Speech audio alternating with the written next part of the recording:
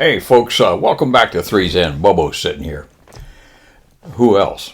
At any rate, on occasion, we would collect about four of us and decide to take a two-ship hither and yon.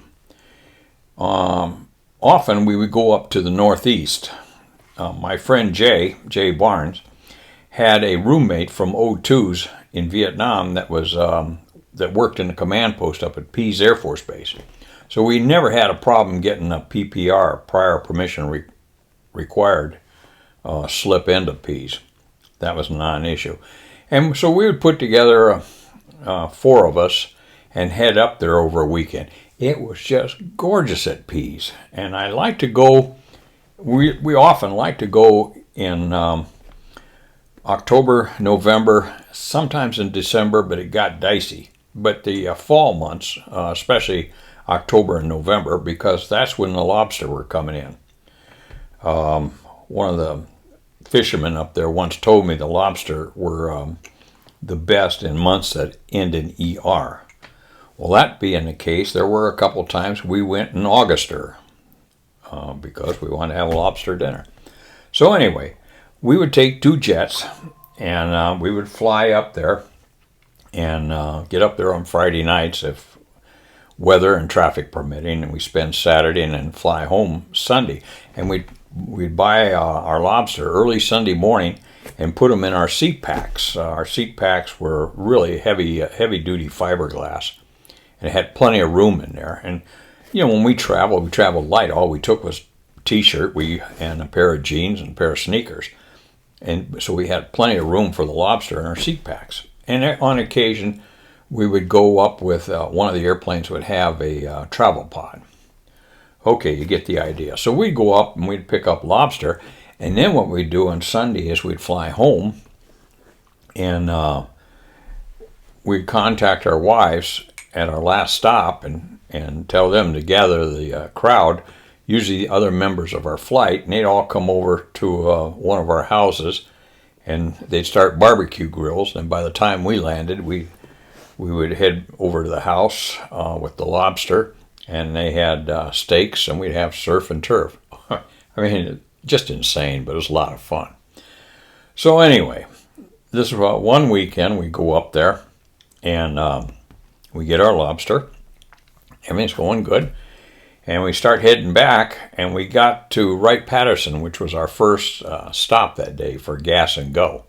Well, the weather was a little bit dicey, and it was overcast. And we came down, and when we came down through cloud, I didn't see any icing. But the weather geek, when we went in to get our weather briefing, he put icing on the forecast. Well, in a T-38, we're not allowed to fly through forecast icing. And I said, we just came down through it. It's not there. This is a PIREP. He said, well, I'm sorry, sir, but the numbers all lined up. You're screwed. Well, crap. Yeah, we are screwed, you jerk. So anyway, you're not going to win an argument with him. Might as well just, okay. So we took our lobster and we headed over to the BOQ room, the Bachelor Officer Quarter room. So we all get settled in our rooms. And now, what are we going to do with these lobsters? I said, so I called the officers club, asked for the club officer's phone number. And they gave it to me, told them who I was, and they gave it to me. So I called them and I said, listen, I said, we have, 12 or 16 lobsters. And I said, we were taking them back to Vance, but we got grounded because of weather icing. I said, do you think you could have somebody at the club prepare them for us, cook them for us? He said, yeah, not a problem. I said, well, we'll have a few of them in there for you if you do that. So he says, not a problem at all now. So we took our lobsters over to the officers club. They had a big old pot, and a couple guys stayed behind. They threw the lobster in a pot, and the club officer loaned us his car. So we go off base to Kentucky Fried Chicken, picked up some French fries and some French fries and coleslaw. And we drive back to the base.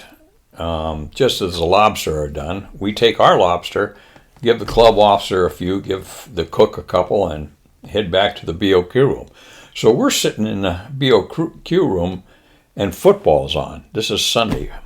the football's on. So we tune up the football. We're sitting there eating lobster, French fries, and coleslaw.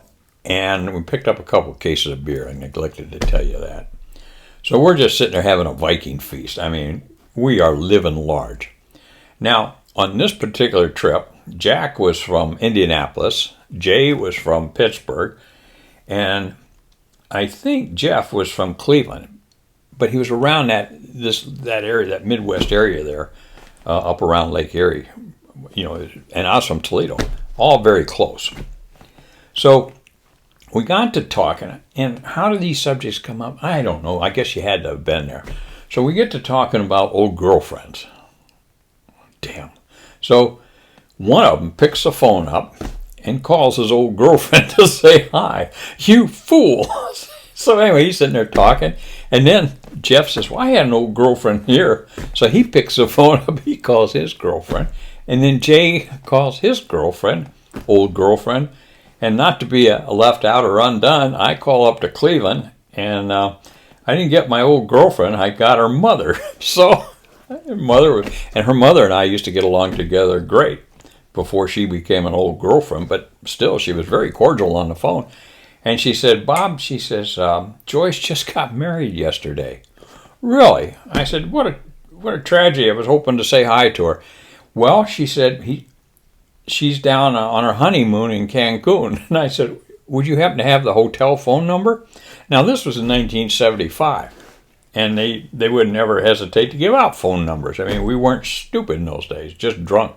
So she says, well, sure. She says, I'm sure she'd love to hear from you. And okay. So I get that and called down to Cancun, got the hotel. I said, can you put me through this Eric Schmuckenfuss, I guess, his room? It's okay. So she does. The operator does. And Joyce's husband asked, or new husband, I got to say. And I said, yeah. I said, this is Bob Holliker. I said, is Joyce there? And I think I caught him, I blindsided him so bad. He said, oh, just a minute. So he hands the phone to Joyce. I said, Joyce, this is Bob Holliker. How are you? I'm good, Bob. She says, how are you doing? I said, well, great. I said, I just talked to your mom, and she said you got married. And so I thought I'd just call and say congratulations. Oh, I imagine what that must have been like when we hung up. But at any rate, like I said, it wasn't our fault. We had all been drinking and eating lobster. So that was on that one particular trip. And on another lobster run, 4 different guys on this time. And we ended up at Pease. Pease was our go-to place. We knew the fishermen. We knew the dock and had befriended the fishermen.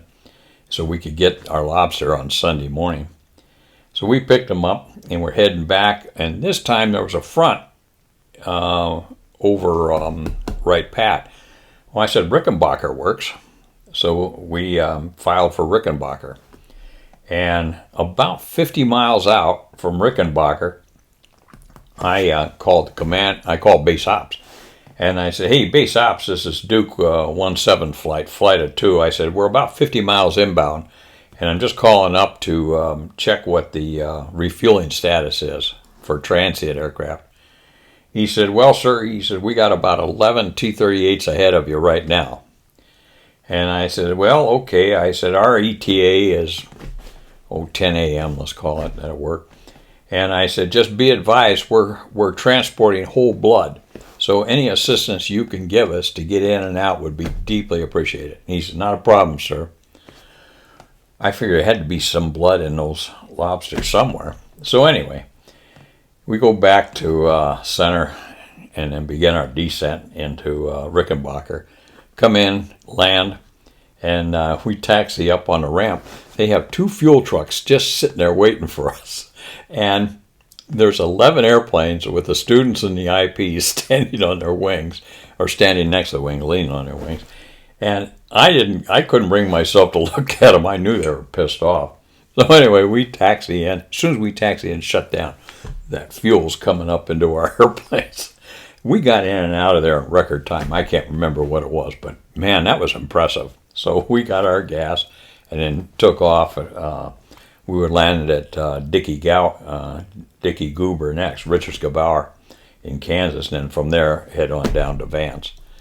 Man, those were good times. It was great lobster, great steak, and great friends. And they paid us to do it, if you can believe it. And on occasion, we would get some student training done, but more often than not, when we went on these lobster runs, it was for instructor pilots. So that's my story on Lobsterfest this morning. Good to see everybody here. Hope you enjoyed the story, and we'll talk to you again soon. This is Bobo Base Gear Stop.